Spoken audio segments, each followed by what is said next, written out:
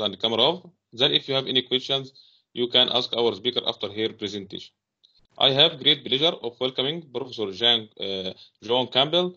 First, let me introduce her in a few seconds. John Campbell is a professor of accounting, the PhD program director, and the Ernst Young faculty fellow at the University of Georgia. Dr. Campbell research examining stock market consequence of the accounting information and generally has implications for financial market regulation. His research is published in top accounting and finance journals, including the Accounting Review, the Journal of Accounting and Economics, the Review of Financial Studies, the Review of Accounting Studies, Contemporary Accounting Research, the Journal of Financial and Quantitative Analysis, and the Journal of Business, Finance and Accounting. Dr. Campbell serves as an editor at Contemporary Accounting Research and on the editorial board of the Accounting Review and the Journal of Business, Finance and Accounting. Dr. Campbell has authored multiple comment letters to the Financial Accounting Standards Board, FASB, and he has been invited to FASB multiple times to discuss topics relevant to standard setting. Now we will start our seminar with Professor John Campbell. All right. Well, thank you all for coming today and for joining the seminar and for the opportunity to be able to present. I hope my microphone works okay. I'm trying something new. You'll see me holding a microphone that's attached to a headphone. If you can't hear me, please speak up and let me know. And relatedly, if you have questions, when I'm in the PowerPoint presentation, I don't think I can see anything that's being typed. I might not even be able to see a hand raised. So please just feel free to turn your mic off and interrupt if you have something you want to say as we go along. It sounds like there will also be at the end a chance for Q&A. So when I originally was asked to speak, I was asked, it was very broad. It was like, talk about whatever you want. And, I had a paper in mind that in light of coronavirus and, not the opportunity to travel is not there. So I thought, okay, let's do some online presentations. So I'm very grateful, again, for the opportunity. But I also thought, because of the diversity of this audience, so it seems like, the majority of you are not North American, and maybe not even all of you are accountants. I thought I would sort of talk more generally about sort of, what accounting research is from my perspective and from the United States perspective. And then try to tell you where some of the things that I've done fit in, and then we'll get to the paper after that. So, I teach a seminar here at Georgia, and the first thing we talk about is, when you tell your parents that you do accounting research, they are like, what are you doing? That I don't even know what that means. Do debits equal credits? How much do you need to research beyond that? And the point is that, actually it really started for us in the 1960s when people were saying, look, accounting data comes very far after the quarter is over, after the year is over. And so, does it really have any new information in it? Or is it just confirming what we already knew? Or even, maybe not even that, is it just disciplining the managers not to lie initially? And so the question, and then, oh, by the way, if you think about the key output of accounting, it's net income. And net income is sort of a collection of lots of different things, expenses for depreciation that are added to the expenses for, salaries. And so some are cash, some are not cash, and they kind of all get put together. So does that bottom line number really mean anything anyway? And so what the question that the first accounting researchers in the U.S. that kind of started what we do now they were trying to prove to the finance department that accounting had some value and that earnings made a difference. And so, like, they said, okay, when these earnings come out, does the stock market react? So that was one question. And that would say, does the earnings have new information in them? And then another question was like, even if the markets don't react, do the earnings even reflect things that we should care about? Does the stock market move in a way that's consistent with earnings? And they found that answer to be yes as well. But interestingly, a lot of it's still not, 70% of the information that's in net income is incorporated into the stock price before the net income is announced. So a lot of it does come, we have to admit, a lot of it does come before the earnings are released. But the key is that the earnings that do come out are not like noise. They do reflect the way the stock price moved leading up to the earnings announcement. And so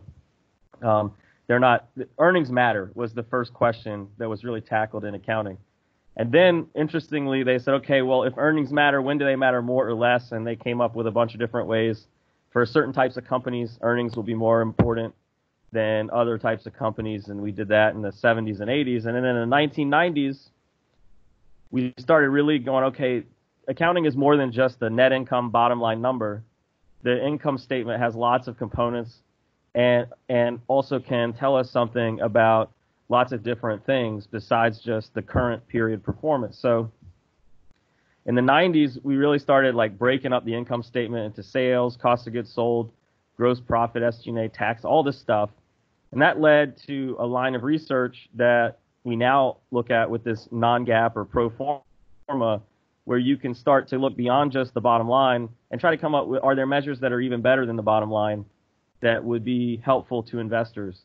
And also, as a result of this, led to some research. We did a lot of research on taxes. Okay, but then over here, what I have written, by the way, I wrote this out on like the back of a sheet of paper, and I do plan to formalize it someday. But anyway, this is something I did one night when I was trying to explain what research was to my wife. So then over here, earnings can take many different. They provide many different things. So one is that it can help you predict the future. Okay, so the earnings have predictive value. So if we take a look at what's on the income statement, does it help me predict what's going to happen in the future? And if so, can I predict future stock prices? And obviously, this would be a big deal. If we could do that, we could make a lot of money. And so there became a whole lot of research on financial statement analysis and how information in the income statement and balance sheet can be used to predict future outcomes, not just stock returns, but like fraud or bankruptcy or any kind of other event that you want. So accounting people started looking at, can I use this information to predict the future? Then there's a confirmatory value component, which is to say that even if the earnings don't provide anything new, at a minimum they discipline managers because they know that whatever they say eventually is going to have to be reflected in earnings, and that earnings is going to have to be audited by somebody, and so they can't just say whatever they want because it's going to be disciplined on the back end, and that led to a lot of work in auditing. Okay, so how effective is our auditing process, and does it really allow this confirmatory value to play out? And then also we look at compensation. We've decided to look at compensation as well in our research in a similar way, which is to say that if our managers paid based on the earnings targets versus stock price targets, how is it that which is more effective? Do you want to compensate a manager just on stock returns, or do you want to build in some piece to earning based on an earnings bonus? And if you want an earnings bonus, like how much of the weight do you want to put on that, and so on. And then we have a research line called value relevance, which again, all that's trying to say is that it doesn't even matter if earnings don't provide anything new, but at least what they provide is something that the markets do react to. So we're not saying that the markets react to the accounting data, but we are saying that the accounting data reflects whatever it is investors react to. Okay, and so at least in that sense, it's not noise, and that is a thing that we do. Then there's this notion of what we call conservatism, but I guess the idea behind that is that if you're an investor in a firm and there's some bad news on the horizon, you want to find out about it as soon as you can, and largely because then you can decide whether you want to get out of your investment or if you want to help the managers work through the problems. And so we've built in a feature into accounting called conservatism to try to accelerate losses being reflected in the data faster than if you had, say, potential gains. So potential losses faster than potential gains. And that led to a whole lot of research on the conservatism built into earnings and whether and how that's useful. And then more broadly, we have this whole idea that, okay, as soon as you put earnings out there and people are evaluated on it, are they going to manipulate it? And so, we have this earnings, we started looking at, we call it earnings quality. You may have heard it referred to as earnings management, but like, are people making bad decisions with data, get outcomes they want?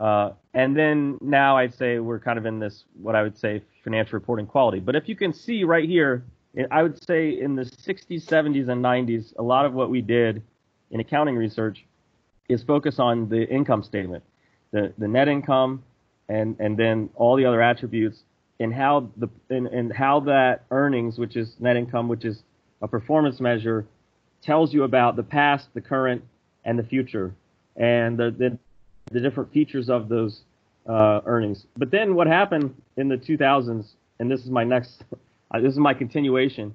This is all post 2000 in my view, is we really started moving beyond the income statement and even the balance sheet, the main set of financial statements. And we went into like the footnotes, okay, so like the other disclosure. And so you can see, you can break that disclosure down into what's like, the mandatory disclosure that firms are required to give. And then there's voluntary disclosure that firms will give that's above and beyond the mandatory. And then we also have some sort of regulatory studies that I would argue exist as well. And so, what kind of things came out of voluntary disclosure? Well, obviously, if I'm telling you something extra, it might be because you really it's important to you, and I'm doing it to try to help people see the real price of my firm, or I could be lying to you, right? And so trying to figure out when managers are being honest or not with their voluntary disclosure was a whole line of research. And early on, the most of that was around management forecasts, because managers would voluntarily tell you what they think earnings is going to be 12 months from now. But that was because of data. Like, data requirements was all we had was management forecasts. But now with textual analysis, we can go beyond the earnings number and just into the soft information that managers are giving that's voluntary. And we try to figure out, when is it more credible? When is it less credible? Can you use it to identify managers that are being honest versus managers that are deceiving, and these kinds of things. With the mandatory disclosure, the real big question there is, when we pass a regulation, does it seem to make things better or worse in the capital markets? Is it that this new disclosure was helpful, or we can't measure an effect?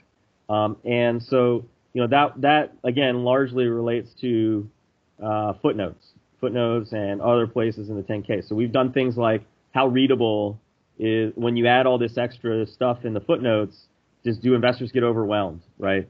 Is it too much information? And so we have these measures called like the fog index, like how readable is the 10K or the document you're looking at.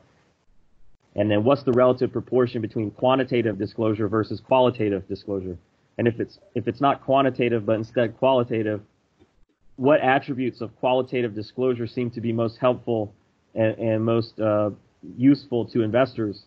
And we look at things like the tone of the qualitative disclosure, or the tone volatility, or the risk disclosure or the fair value versus historical cost specificity, all these things related to disclosure that we seem to now be doing. And again, if you're thinking about the timeline, it's because as we get further along since 1960, the data availability and the computing power allows us to do these things.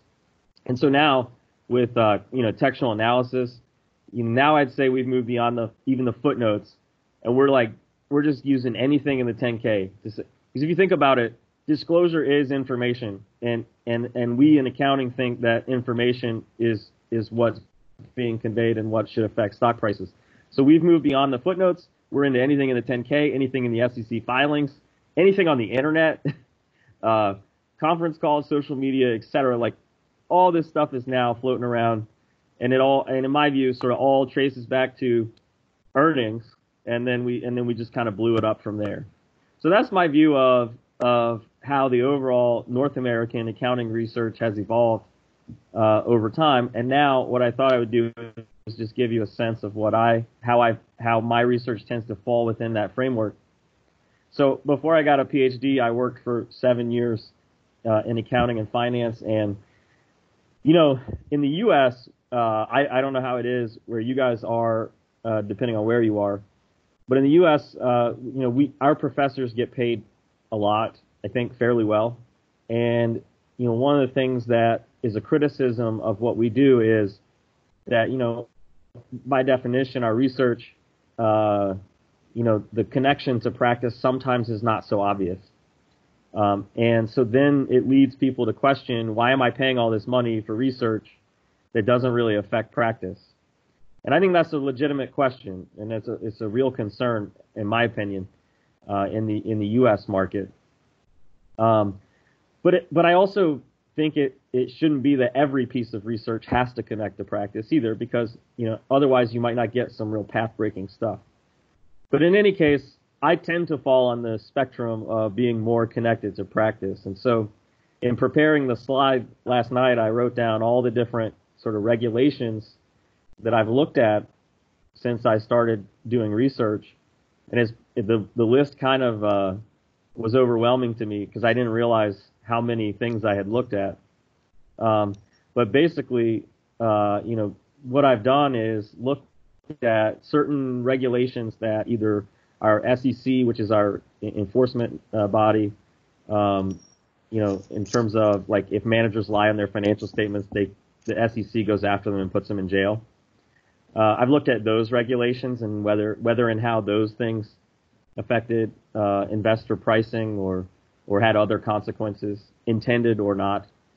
I've looked at FASB rules, and so the FASB, as was mentioned in the intro, is our rulemaking body. They set what our accounting standards are, and so when they add disclosures or modify disclosures or whatever, do those things work out? Do they end up improving things, or do they not? And then Congress makes laws as well that have reporting implications. So you can just see here, briefly.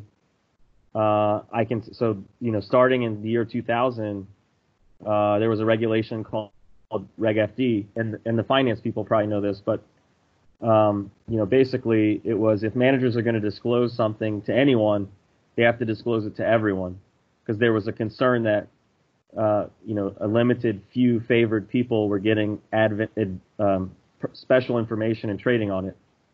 And so what I wrote a study that looked at how effective that was. So early on, all the studies said, yeah, it made a difference. But, now, 10, 15 years later, I started looking, we found a study that basically concluded that it did make a difference, but it still didn't go away. There's still special treatment going on among certain investors. And so that is a paper I published in Contemporary Accounting Research. Also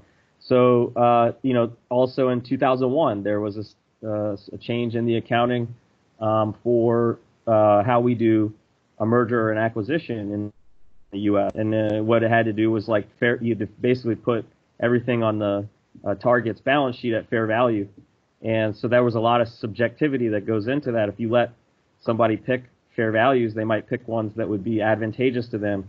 And so the concern might be that, you're introducing too much noise into the system when you let preparers do that. But what we found in a current working paper is that information actually improved the ability of investors to predict future cash flows and future earnings.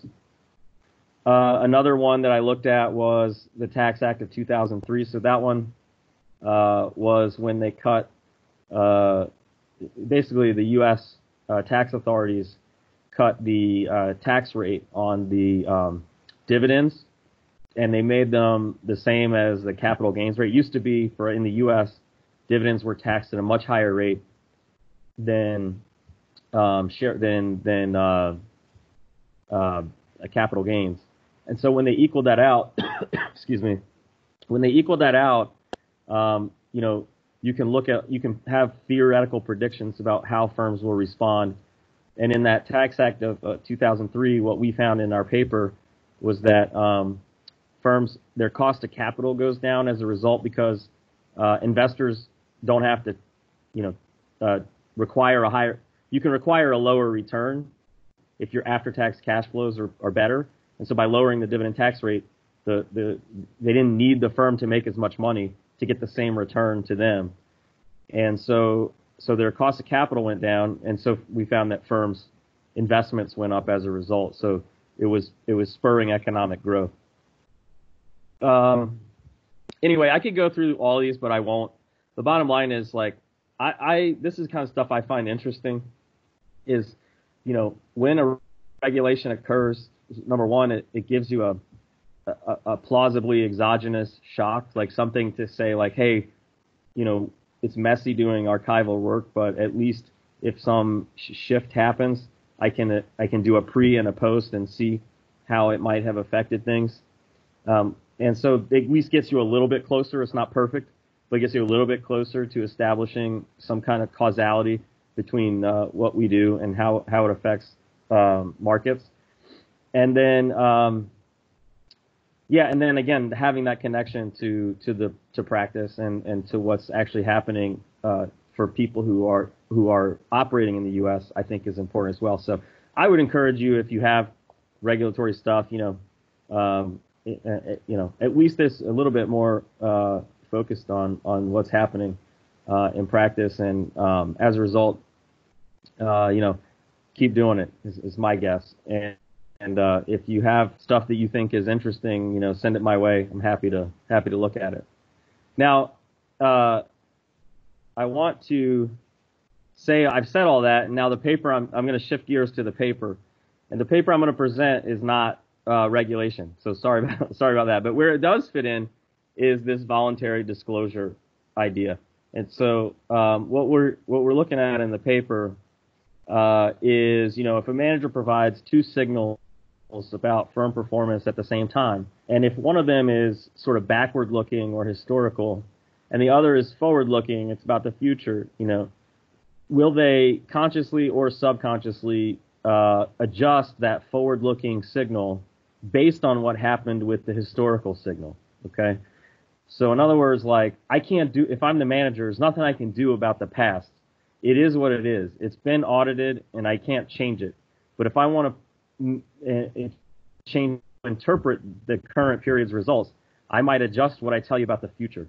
And if I do that, can the market, if I'm doing it in a way that deceives, can the market see through this? And so the example I would give when I present this paper is that, if you're going in to your boss at the end of the year, and for me, my boss is a department head. So if I go into my department head and, if in the current year I had no acceptances, so I have bad news, I didn't get any papers accepted in any journals, that's bad. I might say to him voluntarily, hey, yeah, but I have a few R&Rs coming up down the road, okay? And so even though there's a bad current signal, I want to disclose to you that things are better. Better things are on the horizon. And the opposite could be true as well. If in the current year I have great news, like really great news, like I got 3 papers accepted all at once, then I might voluntarily disclose, that was lucky timing. I don't know when the next one's coming, so don't hold me to that standard. So in other words, when I have a really bad thing happen in the current period, I might tell you that, things are going to get better. And when I have a really great thing happen, I might tell you, but don't hold me to that because it might not happen again. It probably won't happen again. And so given that, mean reversion is very likely in the system of publications, you might say that's totally understandable. That would happen. And that when I make those disclosures, on average, the future is true. Like I don't repeat a great performance, and I do better with a bad performance. But it's also possible that these types of forward-looking disclosures don't end up being consistent with what happens in the future. And so that's what we're looking at here. The research questions that we examine in this study is, would the manager bias their forecasts? And keep in mind, when we use the word bias, we don't mean that they're intentionally doing it. What we mean is that they've just, for whatever reason, so the way we measure bias in the literature is just the difference between the forecast for the period and what actually happened. We call that bias. So any difference between what they said it would be and what it is, we call it bias. So I'm not saying that it was intentional bias. It's just that that's what we're saying. Is if their forecasts are biased in a way that is related to the current earnings surprise. So sub question one is, if currently you have bad earnings news, does it turn out that the forecast you provide when you tell the investors the bad news, in the future, does it turn out that forecast was higher than it really came in at? Right? Do I compensate too high in my forecast because the current period was so bad? I think it's going to come back, but I throw out a number that's even higher than what actually happens. Okay, that's the first side. And then the next one is, if the current period is really great news, when I throw out a number in the future, does it end up being too low relative to what ends up happening? Again, just to try to temper your expectations, so that when I can meet, when it does come out, I look better. Okay, so that's the first primary research goal. We're looking for patterns in the relationship between the current earnings surprise and what ends up being the bias in the forecast they provide at the time of the earnings news.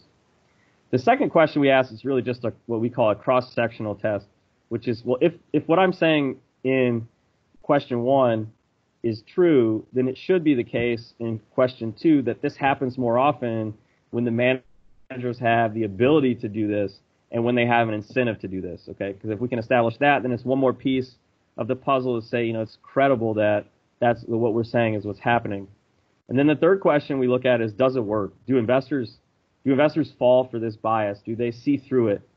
And so the answers that we have in the paper is that, for the first one, yes, bias is negatively associated with the current earnings surprise. So if it's really great news, there tends to be a pessimistically biased forecast issued. And then if it's really bad news, there tends to be an optimistically biased forecast issued. And yes, we find that this is greater, this behavior concentrates when the firm has a weaker information environment. So when there's more information asymmetry between the managers and its investors, so they could potentially get away with it more. And then also when they have lower litigation risk, because obviously if you're misleading people and they come back at you and prove it, that would be bad for you. So you're more likely to do this if you're less likely to get sued. And also when managers have career concerns. And what we mean by that is when a manager is really early on in their career, we don't know if they're good or bad at being a manager. And so a lot of times what we do is we observe their performance and we place a lot of weight on their early performance. It's true in academics as well. Like we don't know if a new PhD is going to be good at research or bad at research. So the only thing we can observe is their publications in their first few years. So because of that, like people put a lot of weight on that early career performance. And those are the managers that do this more often because they know that their current period earnings are being highly, and people are evaluating them as a manager. And so those, we find that those are the managers more likely to do this as well. And then I just got a message that said I have bad network quality. How's that? Can you tell? And are you able to hear me and everything? See everything? I think perfect. Okay, good. John, Well, can I jump in with a question? Yes, sure. So since you've spent some time with the data, is bundling of earnings announcement and forecast something that firms do consistently, or do they jump here and there over time? Do they do it some year, don't do it the next year, and so on? Yeah, that's a good point, and it's a very good question and a very good point. It turns out that, I that was going to be on my very next few slides, but basically, like more than 90% of the time, the only time when managers issue a forecast, it's concurrent with a current period earnings release. So it's very rare that they'll ever issue a forecast without a current period earnings. And then your next question will be, but are firms that do forecast serial forecasters? And the answer is yes, they are. Typically speaking, once you start providing a forecast, it's hard to stop because people start to wonder why. Why are you taking information away from me? And so yeah, it's generally the case that that once you do it, you don't stop. Thank you. Sure. So then the question about... Hey, John, I have a question too. Chris, I'll leave you. Okay. What's up, Chris? Hey, John. Hey, quick question for you. Forecast in a vacuum. So how do analyst expectations for the future periods that managers are also forecasting for affect their decision to bias their forecasts? So that's another great question, and will be on my next slide as well. So let me just go to it, if I can. Okay. So Chris raises a really good point that, analysts are also in the mix here. And so let me put out the timeline of what we're looking at, because it is confusing. There's not just the manager, there's investors, there's also analysts. Yeah. So the way we think about it is this. So you've got the month leading up to the quarter end, and analysts, as Chris pointed out, are finalizing their forecast for this current quarter's earnings. And so that's what we use as our estimate for what this current quarter's earnings are going to be, is what analyst forecasts were.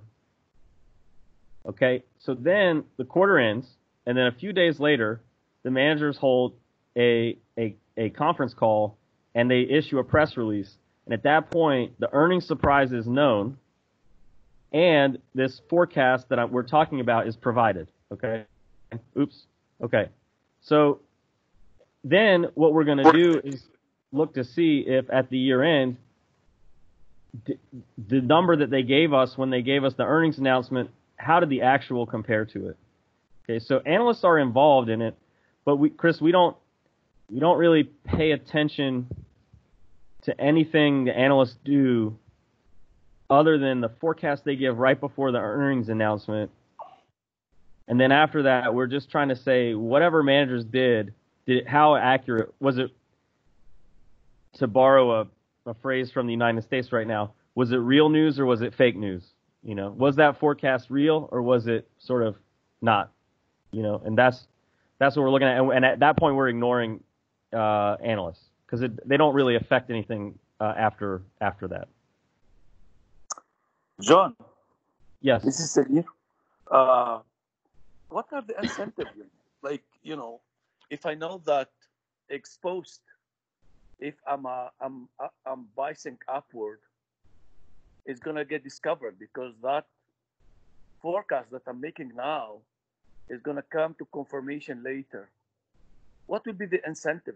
Why firm will do that if we know ex ante that is gonna reverse, right? Well, it'd be the same. I'd throw it back and say, well, why would you tell your boss that things are going better in the future, and they may not? Because you could always argue that, well, we actually did think that things were going to be great. They just didn't end up being as great as we projected. So I think it's really more of a human nature situation where you believe that and you never know. There's uncertainty in that forecast. It's possible you'll make it. All we're saying is that on average, they don't, right? On average, it turns out that the forecasts that are provided are higher than what actually happens if you had a bad news event in the current year. And we're saying that on average, and so I guess your question is, in a multi-period game, why does this persist? Exactly. Yeah. And on a cross-section, could it be the case that, I'm signaling something like the Varetia and Dye cross, I have a good news. I cannot convey it. I can convey it through kind of forecast because I know that forecast lacks credibility. The historical data, they don't have anything. They don't have any predictive value. They have a confirmation value. But I can convey, that Dye and Varetia analytical model.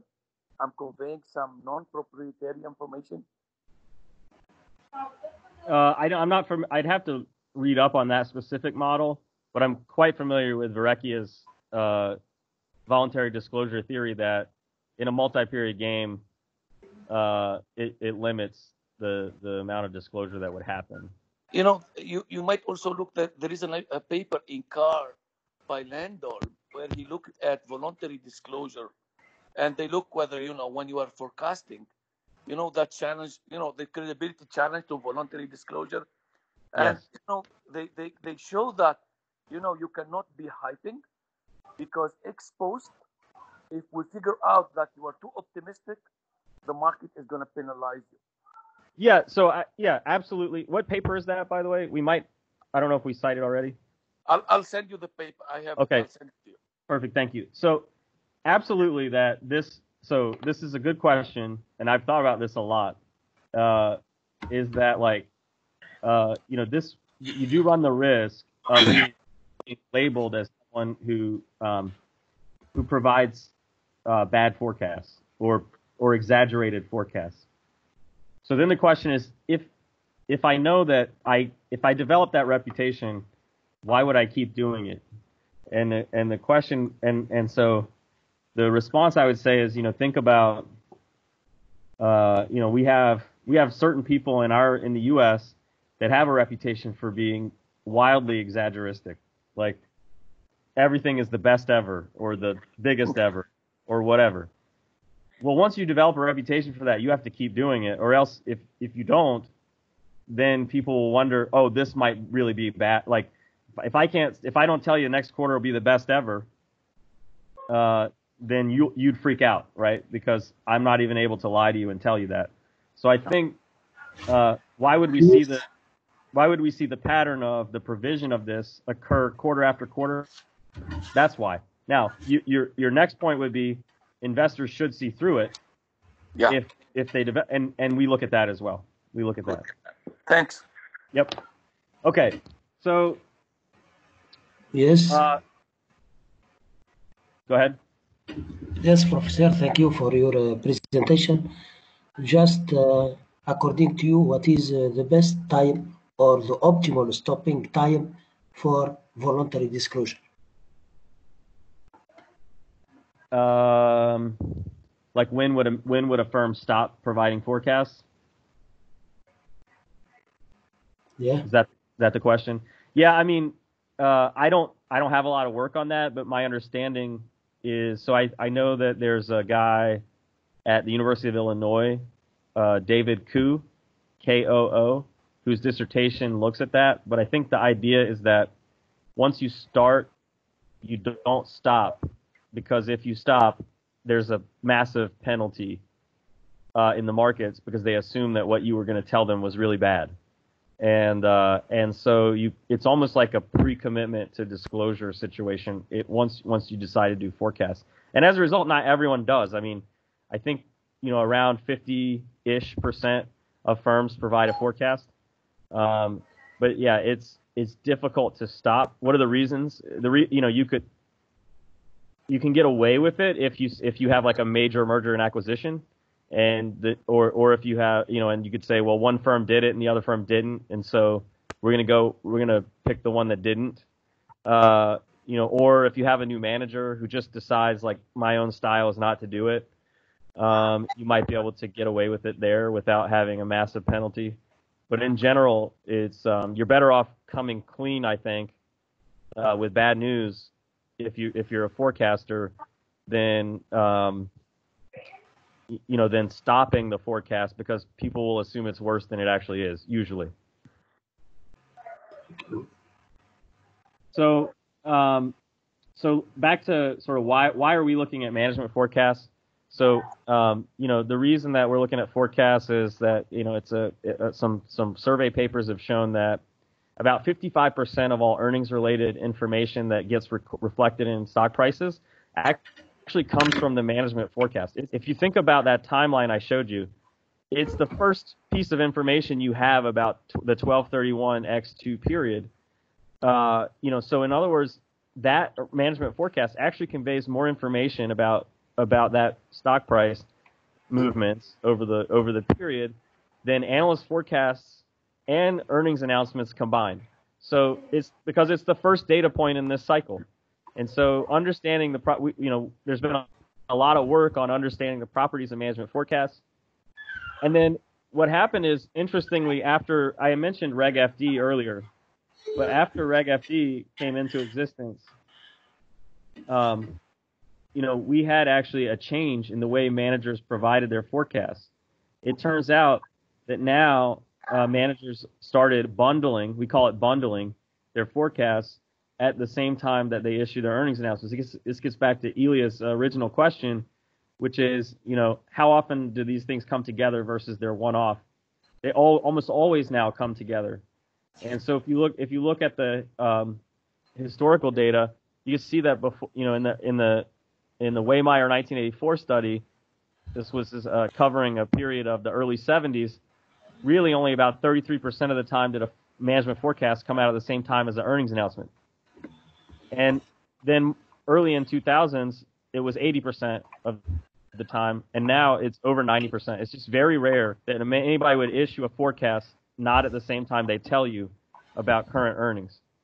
And so basically, this became a problem for the management forecast literature, because now when I look at the stock price reaction to a management forecast, it's very hard for me to tell you whether I'm really picking up what investors think of the forecast or what they think of the current period earnings.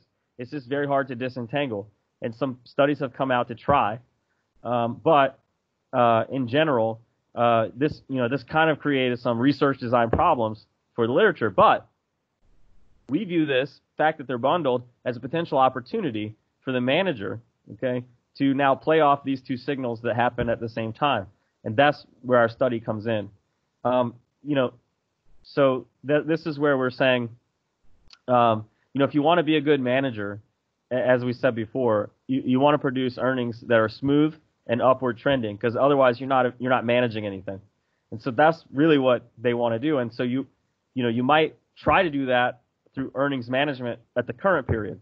But let's say you do it, you do everything you can, and you just can't make that earnings pattern look smooth and upward trending. Well, okay, but then the next thing you could do is manage the forecast, to try to take away the interpretation of the current earnings period. And so when I presented this paper earlier version of this paper, one of the workshop participants said, okay, maybe you've identified a third lever that managers can pull when they're trying to affect perceptions of performance. The first would be accruals earnings management. The second would be real earnings management. So we take real actions to change the current period's earnings performance. And the third category that we might be able to identify is that we manage the forecast. Because that's the one that in theory might be the least costly to do of all your options, because you don't have an auditor coming in behind you to to verify it, and you can always say, well, the situation changed from when I gave you the forecast. So, and then it would be harder to get sued on that. So really, if we think about these perception management choices, in some ways, managing the forecast is probably the least costly to do. So I know earlier the questions came up like, why would you do this and so on. But, it's easier to get away with. And, you could ask the same question about why do managers do accruals earnings management or real earnings management when you could see through that as well. Well, they're just playing a perception game, right? Okay. So anyway, our ultimate question was, do they use these bundled forecasts to alter perceptions of performance? And I've already laid out sort of our hypothesis, which is that if the current period is really bad, that they'll want to soften the blow of the bad news and issue an optimistically biased forecast. And if the current period is really good, you might want to temper the expectations of the future and issue a pessimistically biased forecast. And this idea of two signals at the same time being somewhat mixed is not new. So there's some theoretical work that suggests that this might happen. But also archivally, there's some work that suggests that when you have bad news, you supplement it voluntarily with good news. But where we're different from those, so first of all, that theory paper was not looking at actual data. It was a model, and that Waymeyer paper just looked at whether if they have bad news, they release simultaneously something with good news. No one has followed up on whether that actual voluntary forward-looking disclosure ended up being real or not. Okay, so what was that good news that they gave you to take your eye off the negative news? Was it consistent with economic reality, or was it biased? And that's what we're doing, is we're following up on it. We're saying we're trying to find out if that's true. And the second thing is that no one's looked at the other side of the coin. No one's looked at whether if you have current good news, do you tend to be pessimistic in your forecast? So that's where I think our paper fits into the literature. So there's all kind of reasons why you've already hit on some of them, why they wouldn't be able to get away with this. Managers are monitored by analysts. Managers are constrained by investors' ability to assess the credibility of the forecast. Forecasting is a repeated game, and biased forecasts could get you sued. So there's all kinds of reasons why we wouldn't find this. Now, again, if I formally state the hypotheses, H1 would be, that I'm going to issue what ends up being a higher than actual forecast when my current earnings is negative, and what ends up being a lower than what actually happens forecast when my current period is large and positive. And that's pretty much what we find. Let me first tell you, when we define bias, it's the management's forecast minus the actual. Okay, so if that number is if the actual ends up being higher than the management forecast, that number is negative, and if it ends up being lower, that number is positive. And it's measured ex post, and in order to measure this, typically what happens with management forecasts, I told you that after Reg FD, all the forecasts were bundled, but it also ends up being the case that after Reg FD, the forecasts are not, they don't issue point forecasts, they put ranges in them because they don't want to get sued. Okay, so after forecasts, after Reg FD, all the forecasts went to be bundled and they became a range, and those ranges, typically, because they're a range, we have to decide what we think the signal is managers are trying to provide. Is it the midpoint of the range, or is it the upper bound, the highest number? Is it some other number? And so we define, for purposes of our results, the upper bound, meaning the top end of the number, is what we take to be what management intended to communicate. And research backs us up on that, but our results are not sensitive if we do alternative specifications of that. Now, then the model becomes that's our dependent variable bias, and the question would be, we have indicator variables for if the firm missed earnings or if they beat earnings, and so then I think the argument would be that if they have if missed expectations means they had a negative current earnings, so we would expect that bias to be higher than what. So the forecast ended up being. We expect a positive association between missing the current earnings period and the bias in the forecast. Whereas if they were large beat expectations, this is beyond 2 cents of a beat, we expect the opposite to happen. And we control for all these other things that research shows would affect the bias. So including things like just general uncertainty, litigation risk, accruals quality, size, market to book, industry, year, monitoring, etc. So all these things that would normally affect the bias, and we just look for, these are indicators. So we're looking at an intercept shift for these particular types of situations when the current earnings was either below or highly above. And we find evidence consistent with that. So if you missed the current earnings. John? Yes. This is Samir again, sorry. I Sorry? really like your paper, by the way. Thank you. Yeah. Have you looked at financial constraint? Because the expectation would be I'm going to be more towards being optimistic if I am operating under financial constraint. So I'm going to, for strategic reason, either I'm going to go borrow money or I'm going to issue capital. So I'm going to tell the user of my financial statements, true, I'm not doing that great, but, in the incoming year, things are going to be better. And that's kind of natural experiment. Yeah. Yeah, that actually, so in other words, especially in periods where they're raising capital, right? Yeah.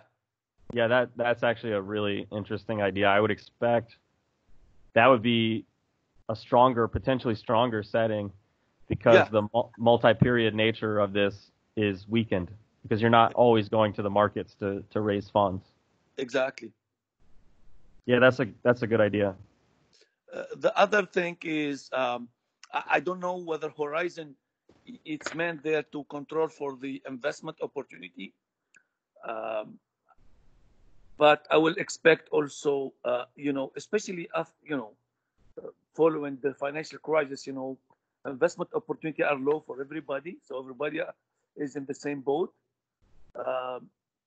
So firm with, because, you do this sometimes for objective reason. You can do it for opportunistic reason, but for some firm with investment opportunities, as a shareholder, I would love my manager to do that because cost of finance is going to be low. So if I have that, right. That's actually so really that could be another outcome of this is how it affects beyond just stock price. Exactly. Does it have other implications? Yeah. So, yeah, cost of capital or something. I don't know. We'll have to think about that. But yeah, no, that's a good suggestions. Thank you. So. Good evening, Professor. Before you continue, may I ask a question, please? Sure. My name is Gökberk, and I noticed that in your model, you used the earnings volatility, right? Yes. As you use that variable, increased earnings volatility, did you accept it as something good or bad? I tend not to want to put labels on things, but I will say that because it's all relative, but I think earnings volatility would make you appear to have more bias because it's just harder to predict the actual. So, increased volatility means something good or something bad? Because this is something that we discussed previously with my friends, and we couldn't come to a conclusion. Some of us said... I mean, this is why I'm being a bit evasive, so earnings volatility is higher. It usually raises your cost of capital because you're a riskier firm. But if you're a riskier firm because you're in a growth industry, then it probably would be a more favorable attribute. I guess it just depends on what kind of, I hate to cop out, but I think it really depends on sort of what you're looking for in a firm, before you can answer whether earnings volatility is high or low means good or bad. And also, may I ask another question, please? Sure. For example, in this model, can we check the effect of the firm life cycle? For example, can we expect that the discretionary accruals or the earnings management will be higher in the beginning, but also in the ending cycles?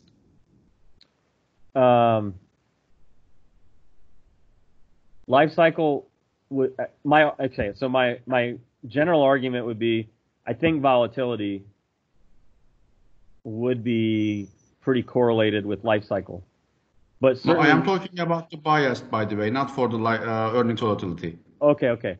So early on, I think then it would be harder to predict future earnings, which would make bias higher.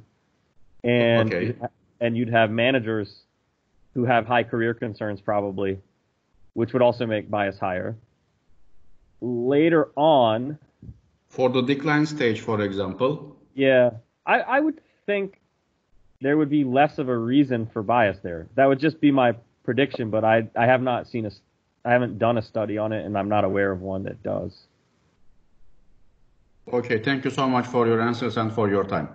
Sure. Hello, Doctor. Please, before we proceed up with the empirical part, so I need to ask a question about the hypothesis.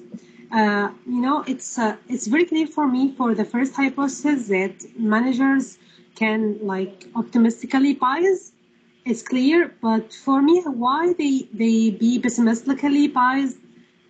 So, and is there any consequences in the law for the managers? So maybe someone can be like Dr. I'm not sure. Yes, Dr. Chris has been asked if they will get sued, or is that a control variable in your model? And thank you. Yeah, sure. Thanks. So I that's a great point. It's very easy to wrap your head around being optimistically biased with a negative current earnings news.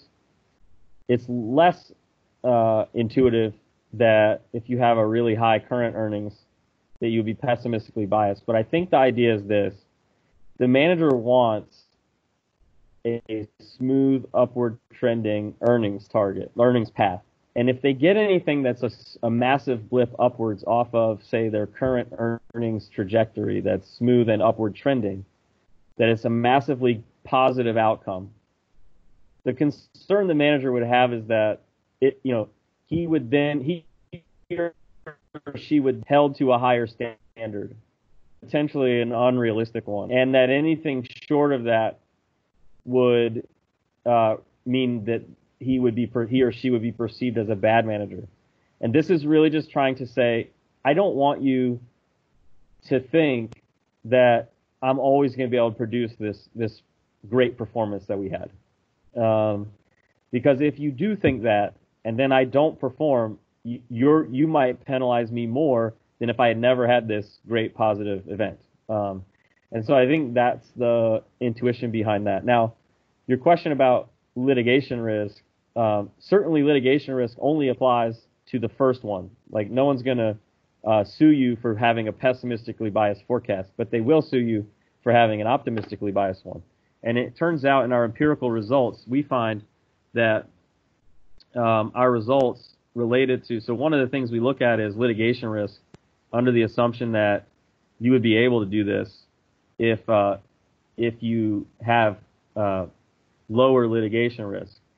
And when we partition the firms on ex ante litigation risk, we find that the behavior for missed expectation, like the bad news and the optimistically biased forecast in the future, does depend on litigation risk. So that's the one where you're worried you're going to get sued, and because you gave an optimistically biased forecast, and indeed that's what we find. But with the the second one you asked about where you had a really good quarter and you're trying to dial back, we don't see that litigation risk matters there because it's not relevant to that one. That one's more about, yes.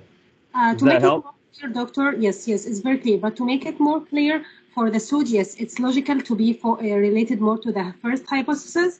For the second hypothesis, I mean the consequences for the second hypothesis may be the market reaction, they will react negatively.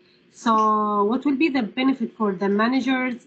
Because, you know, the immediate reaction for the market may be negatively in the short run. So in the long run, so what do you think about that? So I think we could potentially see if managers that don't engage in this behavior, that don't have a pessimistically biased forecast, if they're more likely to miss the next period's earnings. Because see, here's the thing. Chris Ali mentioned this earlier.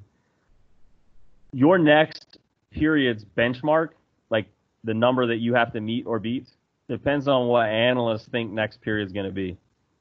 And you're basically trying to steer them back down to something that you can beat with a reasonable chance. And if you don't do that, your next earnings target might be too high, and then you'll miss it, and that's bad for you. And we know the research has shown that, you know, if you miss the current period earnings, you know, bad things happen to your stock price. But perhaps, you know, I'm trying to think of what we could do. You know, maybe we could look for if we could show that the managers that don't engage in this behavior end up missing their next period's earnings more often than managers that do. That would help you understand what the cost is, maybe, to not doing it. Oh, thank you, Doctor. Okay. Thank you. Hi. Hi. I have a question. My name is Mara Solomon. Did you have a chance to look at the proportion of optimistic or positive words during the time of low current earnings? So sometimes managers may manipulate the perception of outsiders through the narrative disclosure. That's a great question. It's one that I've gotten every time I presented this paper. And, you know, my response is that I'll give you my standard response, which is, you know, first of all, we believe that by looking at, we're basically looking at quantitative forward-looking disclosure, and what you're asking about is qualitative disclosure. And so if we want to actually be the first to compare, you know, what they said and what actually occurred, I don't know how you do that without looking at quantitative data as opposed to qualitative. Like if I saw, you know, a tone that went in the opposite direction, forward-looking tone that was in the opposite direction of the current period earnings, how do I assess, like, what actually ended up happening? You know, I have to compare it to actual earnings. So it's better to have a quantitative measure, in my opinion. Now, you could potentially look for evidence of offsetting forward-looking disclosure tone, but again, that's fine, and that would be good. I would expect to see that. But I don't know how I can say whether that was biased or not in what ended up happening in the future. But I could certainly expect that contemporaneous offsetting to occur. I don't know if that helps or makes sense. Yes, sure, it's clear. Okay, I have another question. I noticed in your model that you control for industry and year fixed effect. Do you think adding firm fixed effect will be a good way to address for indigeneity problem or concern? I do. I'm glad that you raised that. And so towards the back, we do throw that in. And we even also put in manager fixed effects because the concern might be that, you know, that a manager is just always biased in one direction or another. And so by putting in a manager fixed effect, you know, we would purge it of that as well. So it turns out that our results do hold whether we put firm fixed effects or manager fixed effects in, because, yeah, it's possible that the firm has some inherent pressures on it that would cause it to always be forecasting optimistically or pessimistically, and the manager might as well. But our result, interestingly, I mean, to your point, when we put them in, the results do get weaker, but they're still there and they're still very strong. So, there is some element of this perpetual optimism or perpetual pessimism that's playing into it, but it's not enough to kill the result. And in fact, it's still quite strong when we do that. Okay, thanks very much. Thanks for your answer. Thank you. Sure. Okay, so this to me was like the craziest. So this table, I guess it's table 6 now. I'm using, but the numbers are the same. But to me, this was, I thought, probably the most interesting table that we have, where you can see that the level of what I would say is bias in the forecast is clearly dependent on what the current earnings target did. So you can see that, like, if we missed expectations over here, we can miss it by a whole lot, or -3 cents, or -2 cents, or -1 cent. And the worse we have it, the more optimistic we seem to bias the forecast. And then in the current period, we pretty much get, if you're meet or beat in the current period, we see very little bias. So then there's a little bit, which tracks with current literature that says, in general, on average, managers are optimistically biased.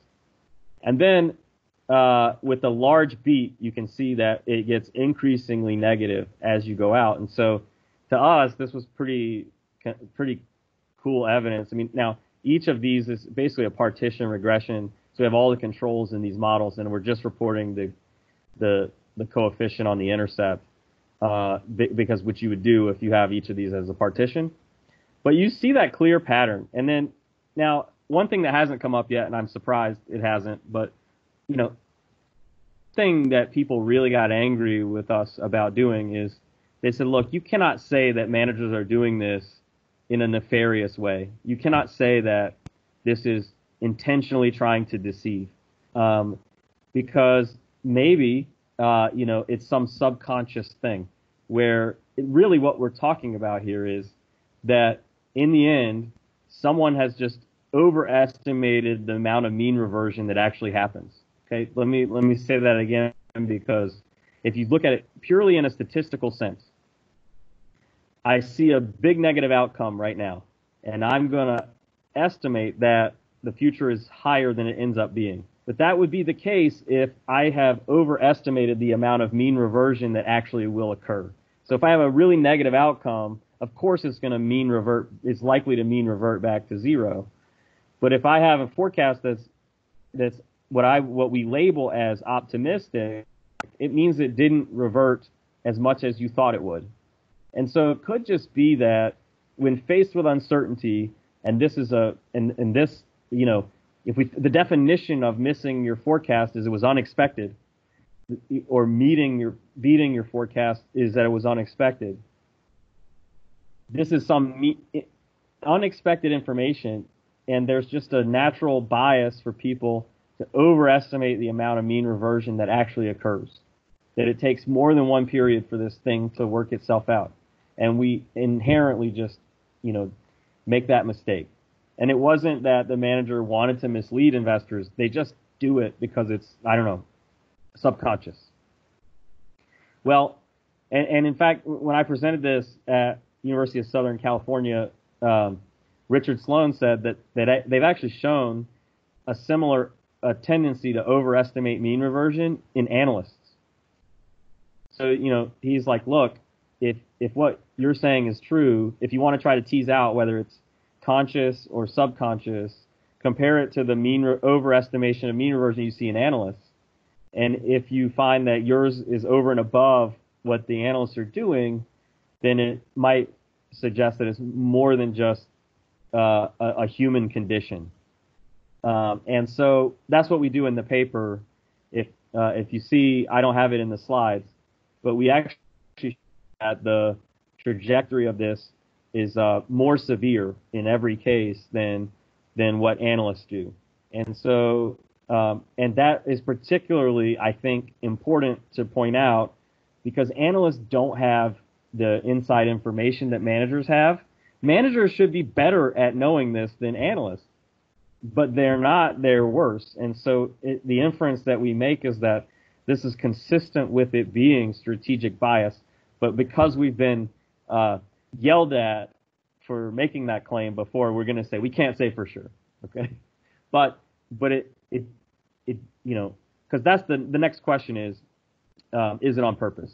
And you know, another way to kind of get around this is we do the cross-sectional test because it also depends on the manager's incentives and their ability to get away with it. And so that's what the next set of slides are looking at. We figure that if you have higher analyst forecast dispersion, then you know analysts don't know what's going on, so it would be harder for them to detect bias if you put it in there.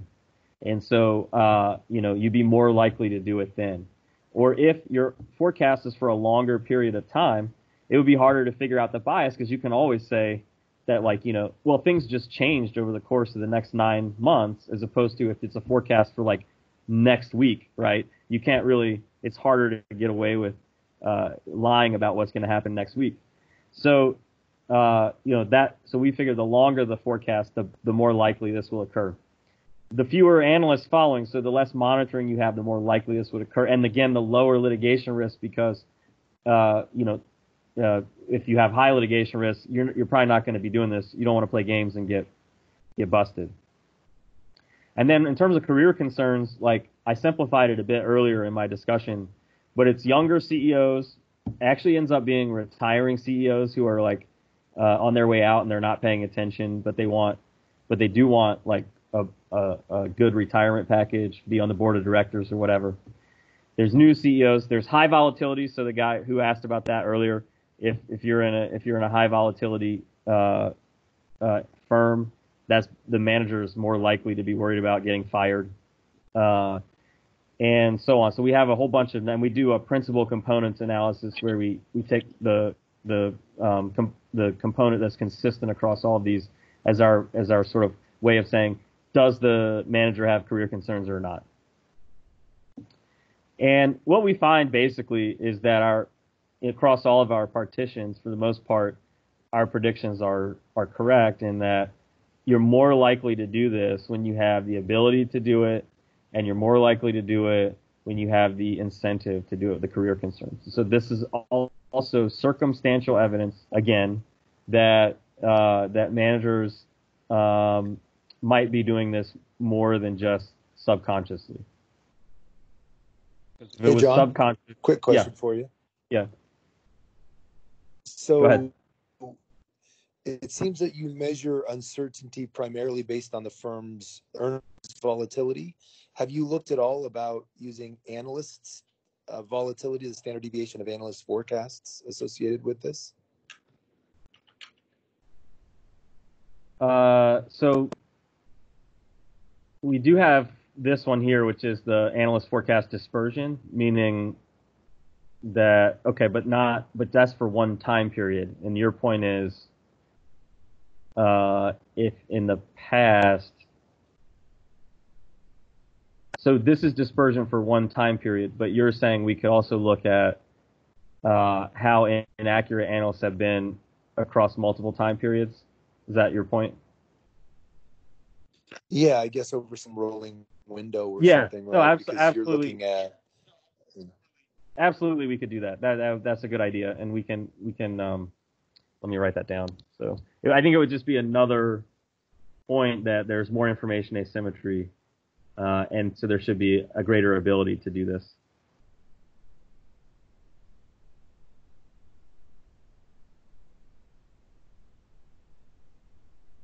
Okay. And then career concerns, here it is. We find that as well. But interestingly, we only find it, again, and I think this actually makes sense. We only find the career concerns when they miss expectations. So this, to the earlier question, I don't remember who asked, but like, you're more worried about having a negative reputation than a super positive one. And so when career concerns are particularly binding when things aren't good right now, and that's where we find that one to kick out more.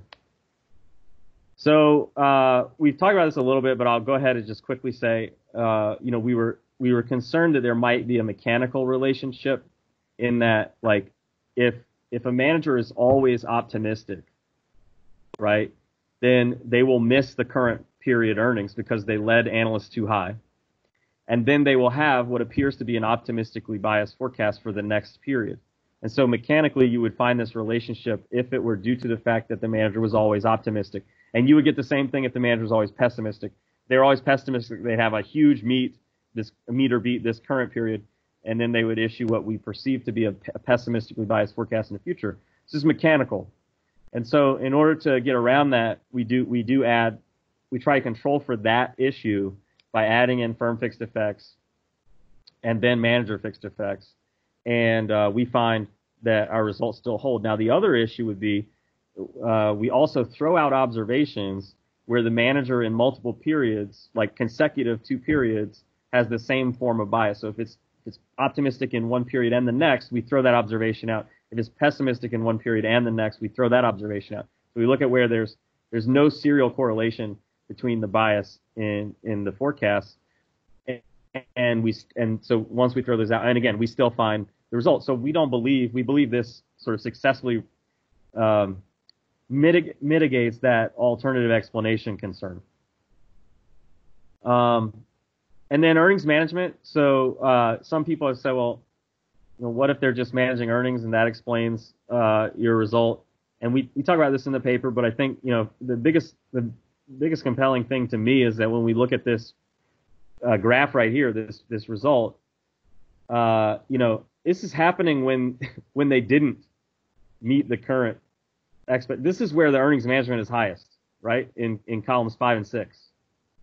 In fact, when you do earnings management research, one of the proxies for earnings management is that you meet or just beat, and that's a probability that you are managing earnings. That's not where we're finding the result. We're finding it in the other cases, right?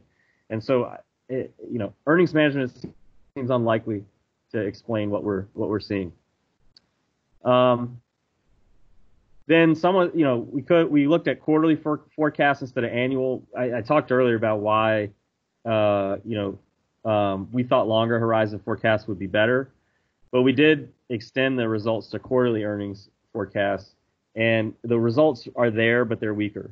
And it's because we believe that it's just shorter horizon forecasts. It's harder to get away with a whole lot of this situation if you're going to be held to account very quickly. And so now we get to the stock market, and do they figure it out? And long and the short of it is, in the early, like in the they do have figured it out, but eventually. Okay, so in this table here is looking at the stock reaction to the management forecast right around the management forecast. And you find what you would expect to find if managers believed the actual forecast numbers and didn't discount them for being, biased. But when we extend, and the same thing with analysts. Actually, analysts do tend to have. There's some evidence that analysts can see through it right away, and it mostly is when there was a large beat expectations, and the manager's trying to guide them down. They tend to be able to see through that right away. Okay, but in terms of does it eventually unravel? Absolutely. And here you see that it's about it's about 20 days after the forecast comes out into the next period, and then investors start to discount those biased forecasts because they realize that what was happening. They eventually figured out what it was is that it was biased. And so then again, this gets back to the question, well, why would you do it if investors can see through it?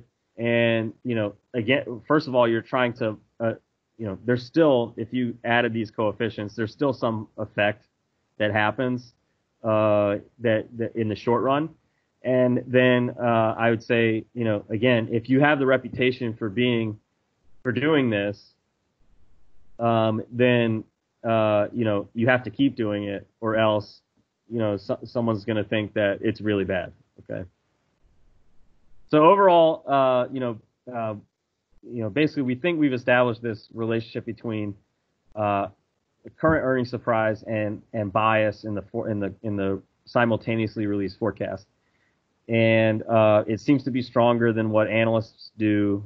It's stronger when managers have the intent and ability to do it, and investors can unravel the bias, but not initially. And so for us, we believe the fundamental contribution is in the management forecast literature, where there's been some evidence that you're more likely to voluntarily disclose something of opposite sign to a current surprise, but we validate that it actually was biased by going that extra step and considering whether it was real or fake news. Did it end up being what you said was going to happen in the future? Did it end up happening? And we're the first to do that. And so with that, I will turn it back over to. I'll stop sharing the screen. I'll turn it back over to the moderator, and I guess, or whoever, if we want to have questions. Sir? Thank you.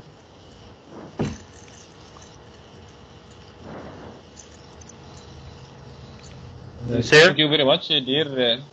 Thank you very much, dear Prof. John, for your presentation and your offer and your contribution. Now, anyone have any questions? You can open the mic. Yes, and please. ask. Yes, please. Yes, please. Yeah. Yeah, my question to Prof is that I want to know. I saw your yearly fixed effects. What are your composition of your yearly fixed effects in relation to the model? We do. You said we do have. I missed a little bit of your question. We do have year fixed effects. And yeah. What do you consider? You're saying how much of the R squared is related to year fixed effects? Yeah. I don't know off the top of my head. Okay, thank you. What would be the concern? Is there a concern with that, or just? I was wondering the composition of the yearly fixed effects in relation to the organization.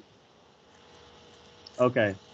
Yeah. How much bias tracks year over year in a given time period? I mean, I would imagine that it's not trivial, but because I think there's some years where there's more uncertainty than others, and so but I don't know for sure. We could look at that. All right. Do you also consider the non-financial variables in your model? The non-financial variables, like the qualitative disclosure? Yeah.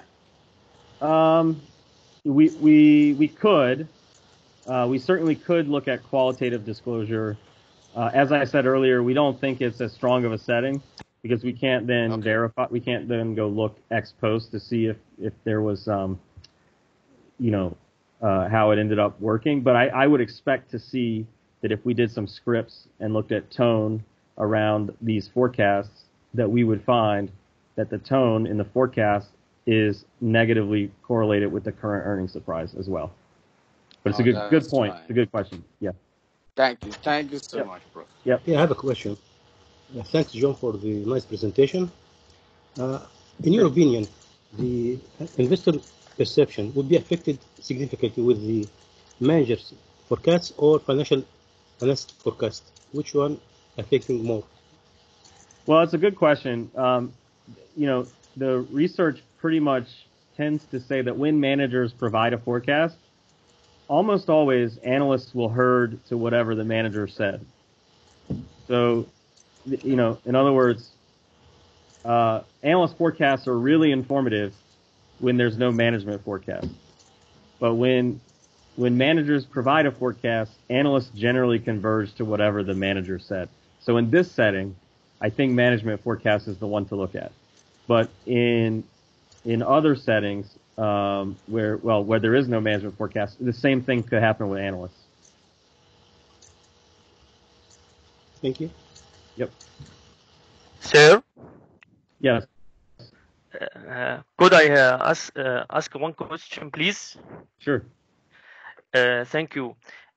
For me, it is not clear about the difference between management forecasts in USA and forward-looking disclosure in UK. The question is, are they the same in terms of voluntary nature and the narrative or qualitative nature? And if they are the same, which one is part of the other or more comprehensive than the other? So I have to confess that I don't know what the UK looking statement is, but I can tell you that that it is in the U.S. These forecasts are absolutely voluntary. They do not. Again, once you make them, you kind of have to keep making them, but they are voluntary in nature, in that nobody requires you to do it. Is that the way it is in the UK? Are they, sorry, sir, are they the same forward-looking disclosure and forecasting, management forecasts? Are they the same? I see. No, they're not. So, yes, you're right that in the financial statements, in the 10K, there's usually a section in the United States in what's called our management discussion and analysis, where they'll make forward-looking statements, and legally they're protected from making forward-looking statements in that. But you can make in the U.S. you can make forward-looking statements that aren't quantitative, so we're not looking at those. We're only looking at the ones that issued an actual quantitative estimate of future earnings. So those, they go a step beyond sort of any kind of forward-looking type disclosure. So yeah, do they have management forecasts in the UK, like where they actually issue a forecast of earnings targets for the future? I think they issue earnings releases that is similar to management forecasts in UK. Okay, so I would expect that you might find the same thing there in the UK, but you might not. If the institutional settings are different enough, then you might see slightly different outcomes. But I would think it would, if people are people, it would translate to the UK as well. Thank you. Yep.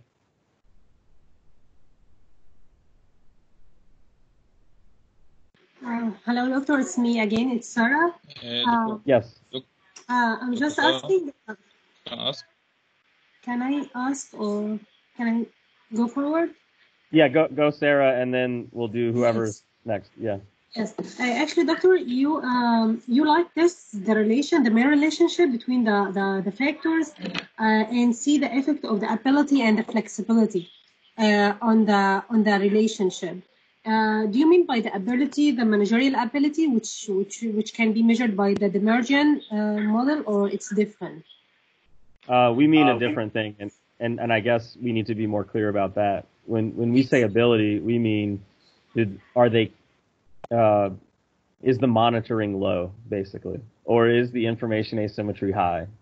And in other words, so it has nothing to do with the manager's quality per se. It's really about the attributes of the firm's information environment and monitoring.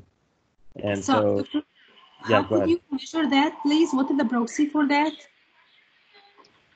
For ability, for that, so what we do for information environment is we look at the number of analysts. So we assume that if you have fewer analysts following you, there's a weaker information environment because there's just not as many people following you. We also look at, if for the analysts that you do have, if there's more disagreement among them about what the future earnings will be, then then you have a greater opportunity to do this. Whereas if they were all in agreement on a specific number, it would be harder for you to come in with a different number. The idea, doctor. You mean the monitoring rule? It's yeah. related. So monitoring and information asymmetry. Yeah. So do you think like the managerial ability can play a role in that, or the behavioral characteristics like overconfidence, as you mentioned? What if the CEO is optimistic? So what if he is overconfident or narcissism? Do you think that may change the like? What do you think? The results? Yeah, I mean, I think it's a good point. Like, so we do put manager fixed effects in there to avoid some of these issues. To say that if it does have an effect, it's not what we're interested in. But because what we're interested in is situation specific. You know what I mean? Like we're saying what happened in this current period and how does that affect what you do about next period? And that shouldn't be a persistent trait. That should be like, how do you react to this? Now, in the cross section, might these things have an effect? Sure. And so if we were interested in that, I think it's a good question. We could think about whether these results are stronger or weaker when managers have a high ability based on the Demergen, the Peter Demergen et al. Measure. Because if we find that when managers have higher ability, they still do it, that's pretty strong evidence that this is intentional. Yes. But if we find that they don't do it as much there, then it might be more of a bias, just a behavioral bias explanation. So we haven't looked at that, but we could, and I think I would expect that we probably will at some point. Oh, okay, thank you, Doctor. I get your idea. You are looking at the more broader picture. Yeah, situation specific. Yeah. Yes, thank you so much. Yep.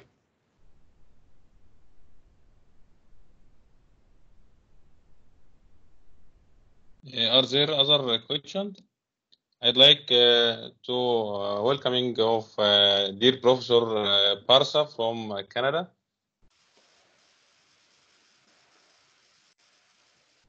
Dr. Tariq. Hi, John. May I ask a question, please? Yeah. I'm sorry, I came in a little late. I miscalculated the time. No worries. Hi, Partha. How are you? No worries. Nice to meet you there, Prof. Thank you, John, for this interesting paper and presentation, actually. I would like to ask, please, about the impact of policy uncertainty and political risk. Especially, during policy uncertainty, the production of information from financial analysts is a little bit lower. So what do you think? I missed a little bit on the front end of that. You were saying, is this whether analysts would make the same mistake? No, I mean during political risk and policy uncertainty, the production of information actually from financial analysts is a little bit lower. And that's true. Yeah, some people provide evidence that firms actually provide voluntary disclosure. I see. So that's a fair point. Yeah.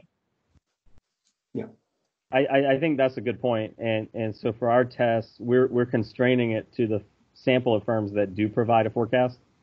So that I don't think would affect what we're doing, but to your point, everybody in our sample might have to some degree more information asymmetry or weaker monitoring than the rest of the population. So that's a good point and something for us to be very careful when we describe our sample. Thank you so much. Yep.